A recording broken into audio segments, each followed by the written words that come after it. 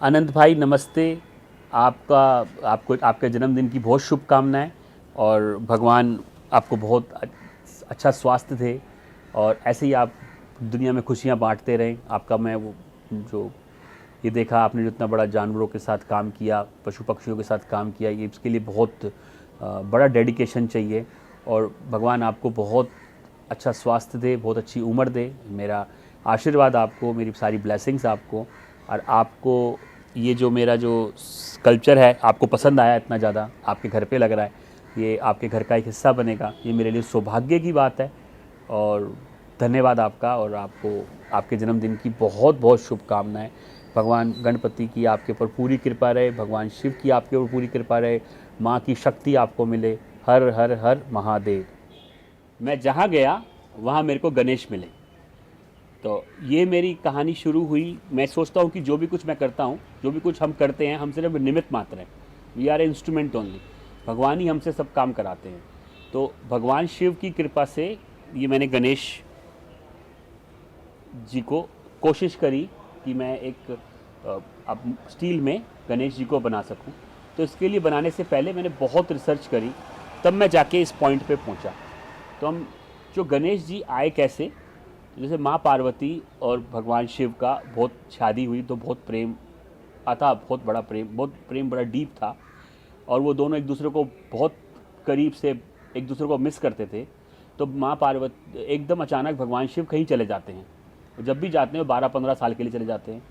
तो वो एक चले गए तो माँ पार्वती उदास हो गई उनके। लेकिन जब किसी की नई नई शादी होती है तो उसमें प्रेम बहुत होता है। तो उस प्रेम को देखते हुए उन्होंने कहा कि मैं अपने प्रेम को अपने बच्चे में डालूं। तो लेकिन भगवान शिव तो नहीं थे वहाँ पे। तो वो बड़ी लोनली फील करने लगी मानसरोवर में जहाँ वो अकेली रह रही थी। तो उन्होंने अपने शरीर के ऊपर पूरा चंदन और हल्दी लगाई और उसको और पूजा करके अपने शरीर से सारा चंदन और हल्दी उतारा। हल्दी उतार के एक मिट्टी में डाल के एक मूर्ति बनाई और मूर्ति के अंदर माँ तो शक्ति है ही है। तो माँ ने उस शक्ति से उसके अंदर उसको जीवन दिया। तो वो भगवान गणेश बने। तो भगवान गणेश माँ के बेटे की तरह, माँ ने भगवान गणेश को अपने बेटे की तरह वहाँ पे बनाया अपने शरीर से निकाल के।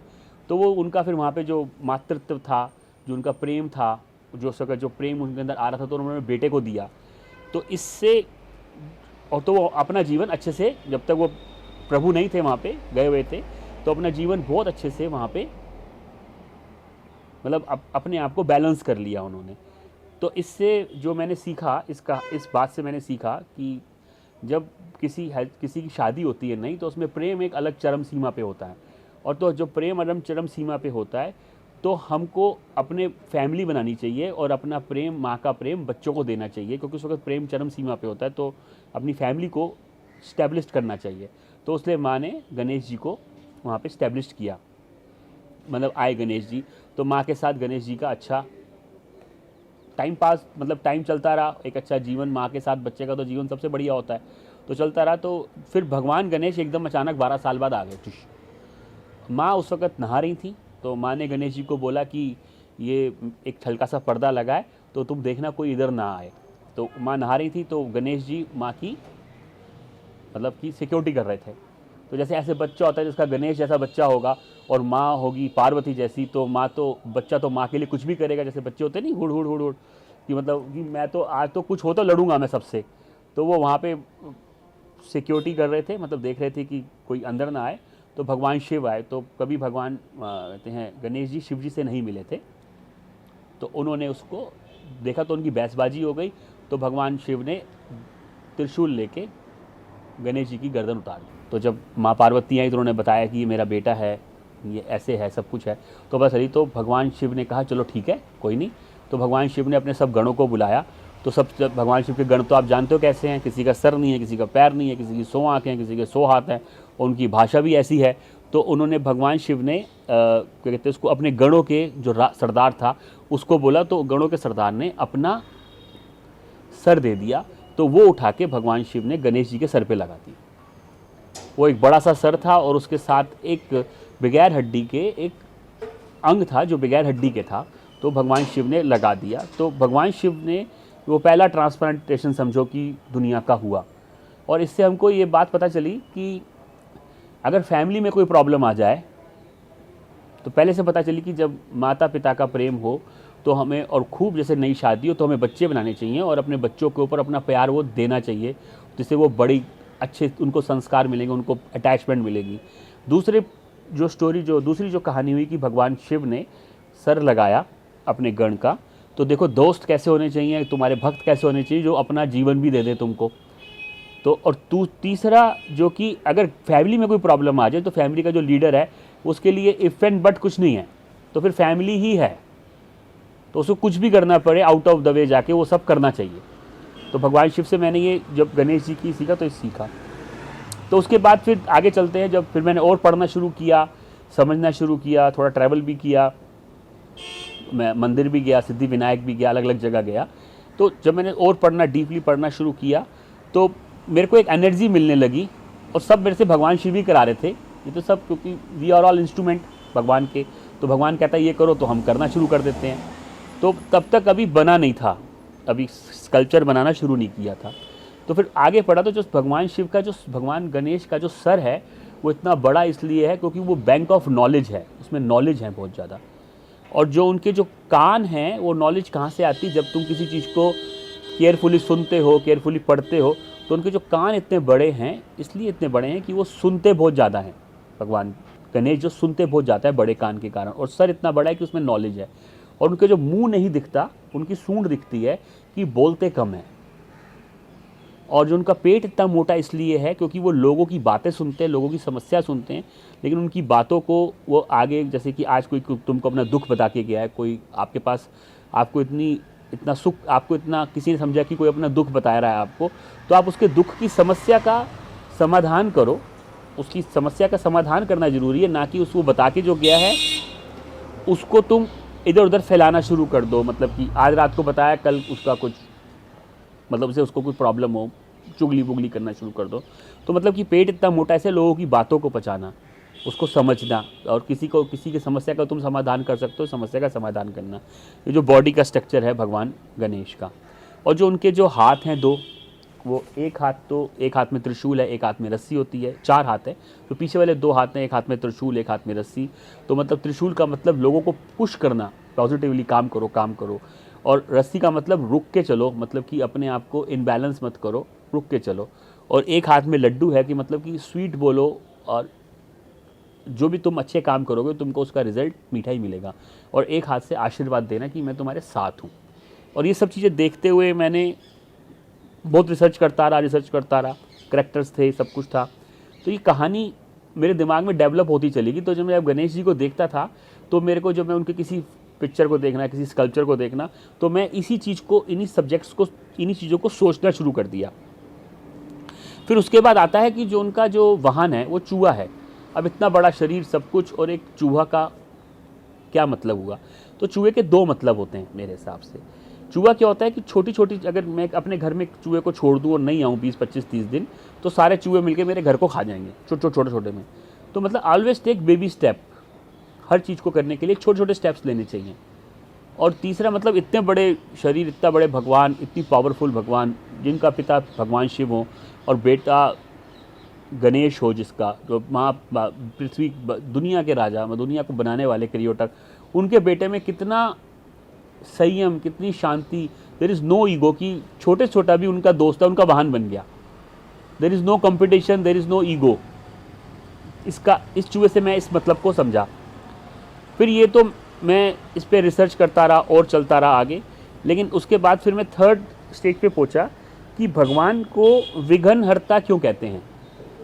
विघ्नहर्ता कहने का मतलब है कि तो जब सारे के सारे देवता बैठे हुए थे, तो उन्होंने कहा कि भगवान जो हैं विघ्नहर्ता हैं। तो एक कोई भी काम करते थे देवता, तो उसमें से वो क्या कहते हैं उसको, उनके काम में विघ्न पड़ जाता था। तो उन्होंने कहा कि हमको एक ऐसा वो चाहिए, देवता चाहिए, भगवान चाहिए, जो कि हम काम करने से पहले उसकी पूजा करें, जिससे कि हमारे काम के विघ्न पड़ना बंद हो जाए। तो बात यहाँ तक पहुँची, तो सारे ब्रह्मा विष्णु महेश बैठे हुए थे, शिव जी बैठे हुए थे। उन्होंने कहा, सब देवता बैठे, था जो इस पृथ्वी का सबसे पहले चक्कर लगा देगा वो ही इस पदवी को ले लेगा। तो सारे के सारे अपने अपने बड़े बड़े वाहनों में भागे, सब भागते चले गए। तो भगवान गणेश चुपचाप बैठे रहे, क्योंकि उनका जो वाहन है वो तो चूहा है, उसके तो पाँव इतने से छोटे छोटे से हैं, तो वो बड़े अलग तरीके से घूमते रहे। तो भगवान गणेश ने क्या किया, वो नॉलेज तो बैंक है उनके पास, समझदार बहुत हैं, तो उन्होंने क्या किया, अब कैलाश पर्वत का चक्कर लगाया जहाँ महापार्वती और उनकी माँ और उनके पिता बैठे हुए थे। चक्कर लगाया और पिता के हाथ जोड़े और उनको बोला कि मैंने तो दुनिया देख ली, क्योंकि उनके पिता और माता तो पिता कहते तुम ही मेरा संसार हो, और उनके भगवान शिव ही भगवान गणेश के गुरु थे। कहते गुरु और पिता और माता से ऊपर जिसने गुरु और माता पिता को समझ लिया उसने पूरी दुनिया समझ ली। तो उनका सबने कहा ही इज़ राइट, तो उनका सबने अभिषेक कर दिया कि तुम ही विघ्न हरता हो। तो आज वो कोई भी काम करते हैं तो भगवान गणेश जी का सबसे पहले नाम लेते हैं, तभी हम कोई काम शुरू करते हैं।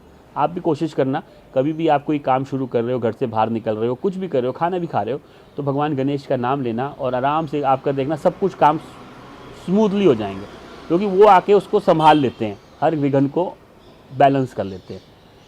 तो इससे मेरे को एक बात और समझ में आई। पहली बात, दूसरी बात क्या निकली कि अगर हम अपने माता पिता और अपने गुरु को अपने से आगे रखते हैं तो दुनिया हमको सबसे आगे रखती है, सबसे पहले रखती है।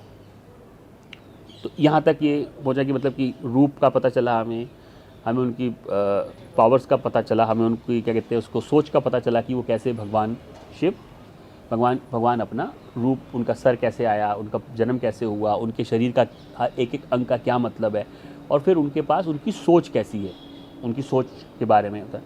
अब जी आगे चलते हैं कि जो हम 9 दिन का अष्टविनायक जी का जो 9 दिन का हम उनका सेलिब्रेशन करते हैं, तो वो बहुत ही इंटरेस्टिंग है। और इंटरेस्टिंग इन द सेंस ऐसे क्यों है कि भगवान गणेश की हम मूर्ति बनाते हैं अपने हाथों से, फिर उसको हम उस मूर्ति को हम क्या कहते हैं उसको पूजा करते हैं, सजाते हैं, उसको सेलिब्रेशन करते हैं हम 9 दिन, जो हम पहले भगवान को खिलाते हैं फिर खुद खाते हैं। 9 दिन कुछ काम नहीं करते, उसके आगे डांस करते हैं, खाते हैं, पीते हैं और मतलब मज़ा करते हैं। और 9 दिन के बाद हम उसको विसर्जित समुद्र में जाके, नदी में जाके, बहते पानी में जाके उसको डाल देते हैं और उसमें विसर्जन कर देते हैं। इतना प्यार करते हैं, इतने प्यार से बुलाते हैं, इतना सब कुछ करते हैं, फिर जाके हमको विसर्जित कर देते हैं। तो ये लाइफ का सर्कल है। जब हम पैदा हुए तो हम मरेंगे भी। इसका मतलब सिर्फ एक ही सिंपल है, डिटैचमेंट। किसी के साथ अटैच नहीं होना, किसी भी चीज़ के साथ डिटैचमेंट, मतलब हमको छोड़ देना है चीज़ों को। कोई भी चीज़ हमारी नहीं है, क्योंकि ये शरीर भी हमारा नहीं है। और एक स्टेज पे जाके सारी चीज़ें नेचर में ऑब्जर्व हो जाती हैं। हमारा शरीर भी, क्योंकि हम पंच धातु से बने हुए होता है। एक तो ये पॉइंट निकलता है इसका। दूसरी सोच मैं सोचता हूँ कि जैसे कि हम 9 दिन भगवान क्या कहते हैं इसको, गणेश जी के साथ सेलिब्रेट करते हैं, सब करते हैं, और फिर उसके बाद फिर उनको हम विसर्जित करके फिर दोबारा अपने काम करने चले जाते हैं। फिर अपना काम करके फिर दोबारा से हर साल 9 दिन के लिए उनको बुलाते हैं। तो फैमिली के लिए ये इम्पॉर्टेंट है, कि हम पूरी जो भी कुछ हम करें, सारा महीना काम करें, सारा सप्ताह काम करें, सारे साल काम करें, कुछ समय हम अपनी फैमिली के साथ एक क्वालिटी टाइम निकालें, जिसमें हम अपनी फैमिली के साथ बातें करें, अपने विचार आगे पीछे आदान प्रदान करें। तो ये मैं इस दूसरी बात से ये समझा, फैमिली समझा, नॉलेज समझा, और भगवान पिता और गुरु की वैल्यू समझा, उनको आगे रखना चाहिए। फिर उसके बाद और लाइफ भी सेलिब्रेशन है और डेथ भी सेलिब्रेशन है। दोनों चीज़ें सेलिब्रेशन है, बस उसका बीच का जो सफ़र है वो खुशी से निकलना चाहिए। तो चौथा आता है हमारा, जो मैं अंडरस्टैंड किया भगवान गणेश जी के बारे में, जो मैं समझा, छोटी सी सोच है मेरी, जो भगवान की जो सूंड है वो अगर राइट साइड की ओर है तो वो तंत्र है, सिद्धि विनायक जैसे हम जाते हैं। और भगवान की जो लेफ़्ट साइड की सूंड है वो महागणेश है। वो कूल है, रिलैक्स्ड है, लवेबल है।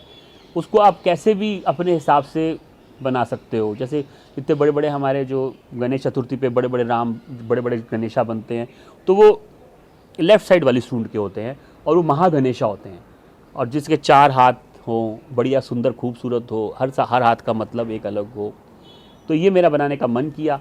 तो मेरा क्या बनाने का मन किया, भगवान शिव ने मेरे को डायरेक्शन दी और हमने इतना सुंदर ये गणेशा बनाया स्टील के अंदर। और तीसरा, और इसके आगे अगर और चलें तो अगर मैं भगवान गणेश जी के बारे में और कुछ रिसर्च करने लगा तो सोचने लगा, तो जैसे कि हमारे चक्रास होते हैं, एक हमारा मूलाधार चक्र होता है और एक ध्यान चक्र होता है।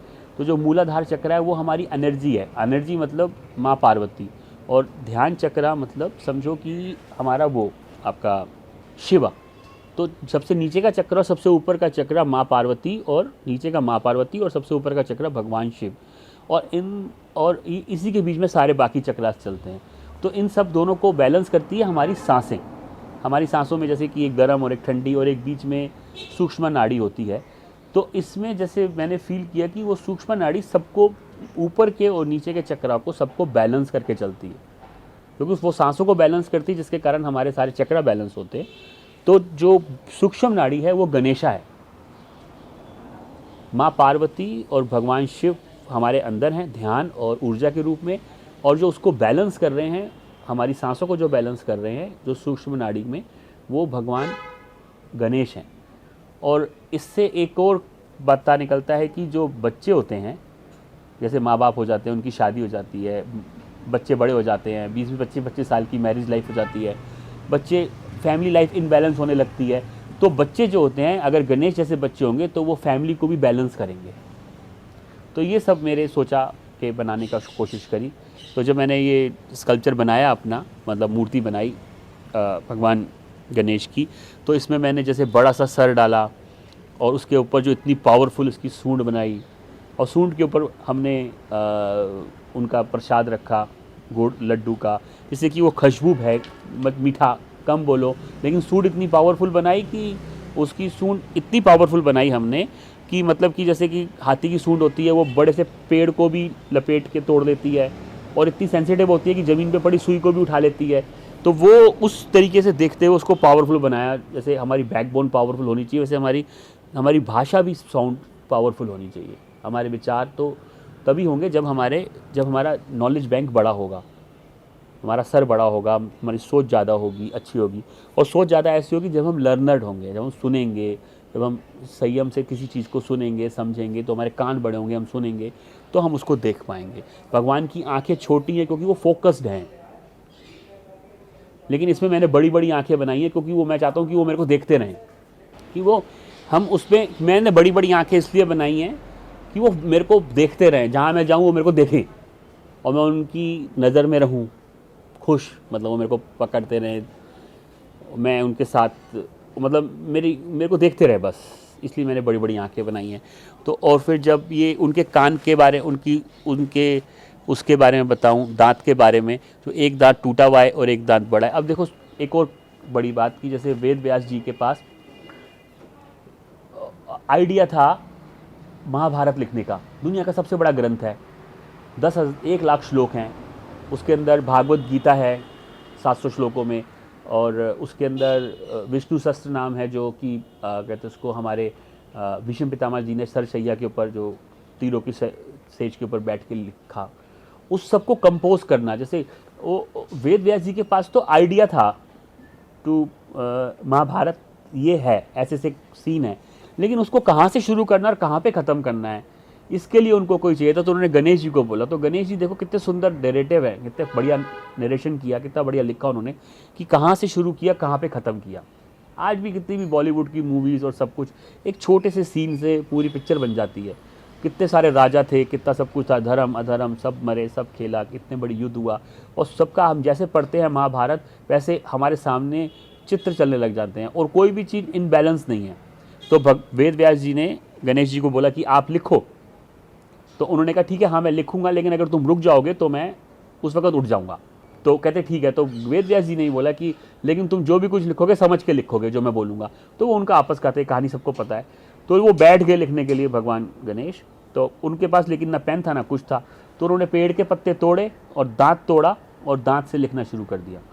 तो इसका मतलब क्या है कि जब हमको, और इतना बड़ा महान ग्रंथ पूरी दुनिया को दे दिया, अगर हम उसको तरीके से पढ़ें तो हमारे पास परिवार में रहना, काम कैसे करना, भागवत गीता, सबका एक नॉलेज बैंक मिल जाता है। हम अपना निचोड़ निकाल के अपने रोज़मर्रा के काम, ज़िंदगी अच्छी जी सकते हैं।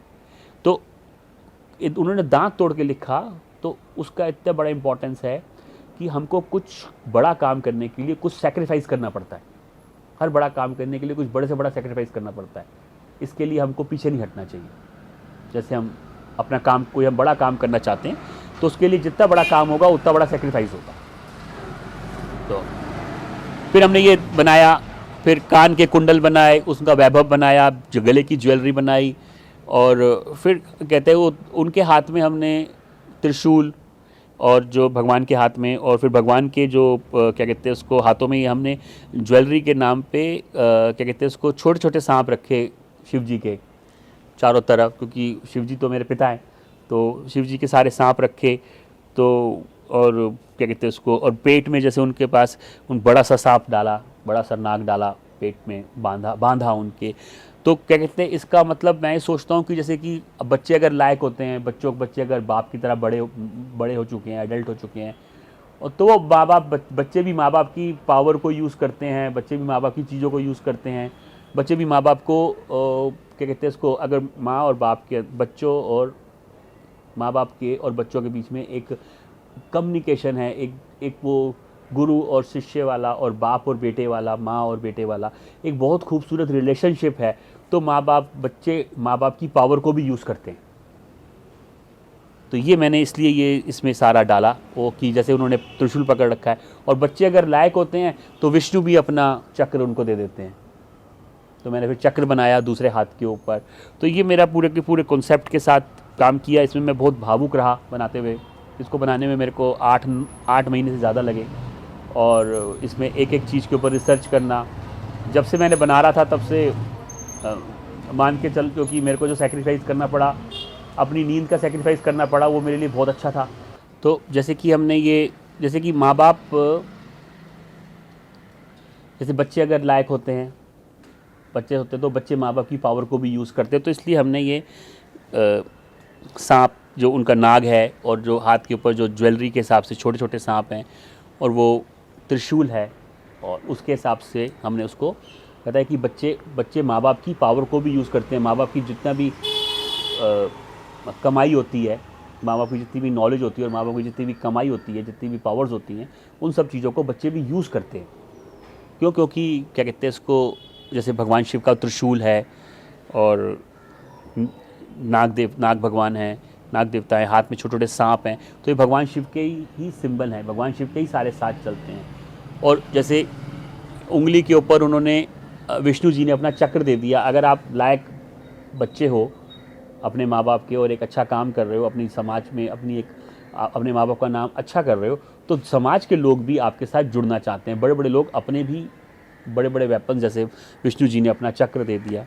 और तीसरी बात जो मैं आपको बताना चाहता हूँ, कि जो बहुत इंपॉर्टेंट है आज के संदर्भ को देखते हुए, आज के टाइम को देखते हुए, कि जैसे वो हाथ के ऊपर हमने बुक रखी हुई है, अगर आप इन हाथों के करैक्टर्स को देखोगे, और हाथों की फील को देखोगे, कि जो वो बुक रखी हुई है, बुक क्या है? बुक एक सिंबल ऑफ कि भगवान गणेश के पास नॉलेज थी, विद्या थी। तो विद्या आती है, जैसे भगवान गणेश जी की हम पूजा करते हैं, तो गणेश लक्ष्मी, गणेश सरस्वती जी की पूजा करते हैं। तो माँ, जैसे वो किताब रखी हुई, किताब मतलब सरस्वती, माँ सरस्वती। तो गणेश जी के हाथ में वो बुक है। बुक मतलब कि हमारी नॉलेज। आप उस हाथ को देखो, उस हाथ को देखो जो हाथ में बुक रखी हुई है, उस हाथ के करैक्टर को देखो कि वो उसने कितने स्ट्रांगली अपनी नॉलेज को होल्ड कर रखा है। जैसे हर आदमी के पास एक हुनर होता है, उसका स्किल होता है, तो हमको उस स्किल को इन्हांस पकड़ के रखना चाहिए, होल्ड करना चाहिए अपने स्किल को, जैसे उन्होंने बुक को होल्ड करके रखा हुआ है। और अगर आप वो देखोगे कि त्रिशूल है हाथ में, तो अगर आप त्रिशूल में हाथ का फील देखोगे, तो त्रिशूल के अंदर आपको लगेगा कि पावरफुल तरीके से त्रिशूल पकड़ा हुआ है। मेरे पास पावर है, लेकिन मैंने उसको पावर को होल्ड कर रखा है, मैंने उसको दिया नहीं। मैंने मतलब कि ऐसा नहीं कि मेरे पास पावर है तो मैं उसको मिसयूज़ करना शुरू कर दूं। मैं उसको होल्ड करके रखा हुआ है, पूरी पावर को, त्रिशूल की पावर को। और ये अगर इस हाथ का फील देखना, अब मैं फील की बात कर रहा हूँ, उसकी बनावट क्या है, कैसे है, वो अलग बात है। वो तो बनवाया है भगवान ने। तो जो ये चक्रा का जो फील है, वो रेडी हूँ मैं, लेकिन मैं पागल नहीं हूँ कि फालतू में कुछ भी करता रहूँ। रेडी हूँ मैं, मेरा हाथ रेडी है कुछ भी एक्शन लेने के लिए। और जो हम ब्लेसिंग कर रहे हैं, तो ब्लेसिंग करते हुए जो हमारा हाथ है, कि मैं तुम्हारे साथ हूँ, तुम जैसे भी हो, अगर तुम जैसे मेरे पास आओगे मैं वैसा तुम्हारे साथ हूँ। तुम्हारे सुख दुख में मैं तुम्हारे साथ खड़ा हूँ, तुम्हारा दुख भी मेरा, तुम्हारा सुख भी मेरा। तो ये मैंने हाथों में करेक्टर्स देने की कोशिश करी है, जिसकी सूंड में मैंने पावरफुलनेस, नॉलेज और देने की कोशिश करी है। दांत में मैंने सेक्रीफाइस हो गया, कान में लिसनिंग हो गया, सर मतलब कि नॉलेज हो गया, पेट मतलब कि डाइजेस्ट हो गया, बैलेंसिंग होगी दुनिया के साथ। इस नाक का मतलब हो गया कि इन नाक, और इनका मतलब हो गया कि फैमिली की पावर को भी यूज़ करना सही तरीके से। तो ये मेरा पूरा का पूरा कॉन्सेप्ट था और मैं इसको बना के बहुत आनंदित हूँ। और बनाते बनाते मैं कई बार रोया भी।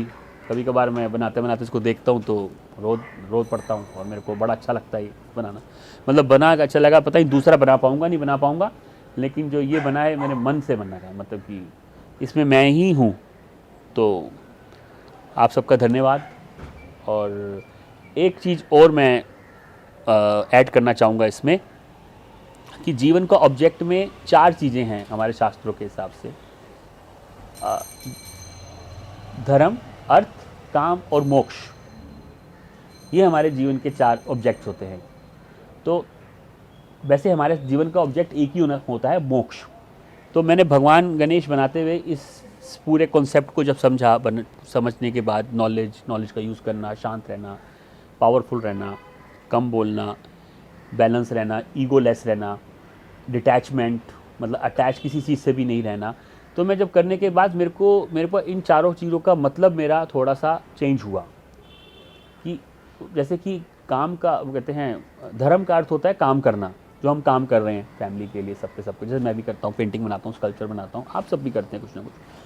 तो वो काम करना, उससे हमको अर्थ मिलता है, वो अर्थ आता है।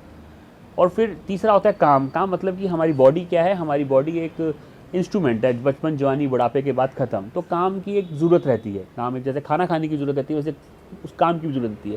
तो वो तीनों चीज़ें तो बैलेंस्ड हैं, तीनों चीज़ें करनी हैं। और तीनों चीज़ें हमको कैसे करनी है, इनके साथ मैंने जो इस स्टडी में मैंने जो सीखा कि तीनों चीज़ें हमको करनी है। धर्म मतलब काम करना, और आपका अर्थ मतलब उस काम करके जो हमारे को जो रिज़ल्ट मिलता है वो, और तीसरा जो काम मतलब कि जो हमारी जो शरीर की ज़रूरतें हैं। तो वो तो हमको करते रहना है, वो हमको वैसे करना है जैसे हम सांस ले रहे हैं। उसमें सुख दुख ऊपर नीचे चलता रहेगा, लेकिन जो जैसे सांस चल रही है, हमको अपने आप चलती है ना सांस, वैसे ही ये तीनों काम हमारे चलते रहने चाहिए। तो तीनों काम हमारे चलेंगे तो हमारे को तभी मोक्ष मिलेगा, क्योंकि हम जब टेंशन फ्री रहेंगे, प्रेजेंट में रहेंगे, जो हम काम करना है वो तो करना ही करना है। अपने शरीर को तोड़ के, अपने समय को तोड़ के, अपने सेक्रीफाइस करके जो हम काम करते हैं वो करते ही रहना है।